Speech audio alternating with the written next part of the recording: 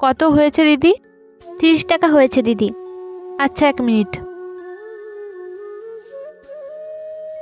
বাবা, আমি তো আমার পার্সটা বাড়িতেই ফেলে এসেছি। কোনো ব্যাপার না, তুমি তোমার কিউআরটা দাও, আমি পেমেন্ট করে দিচ্ছি। না না দিদি, সেই সব আমার কাছে হয় না। এখন তো সব দোকানেই অনলাইন পেমেন্ট হয়, তোমার কাছে হয় না? না দিদি, আসলে আমার কাছে না বড় ফোন নেই, তাই আমার কাছে এগুলো হয় না।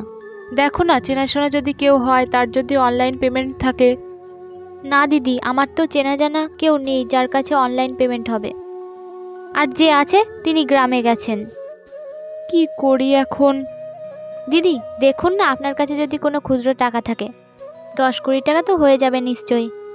না দিদি, আমি আসলে আমার পার্সটাই আনতে ভুলে গেছি। ঠিক আছে দিদি, আপনি না হয় পরে দিয়ে দেবেন। আপনি তো রোজ এই রাস্তায় যায় আসেন, তাই না?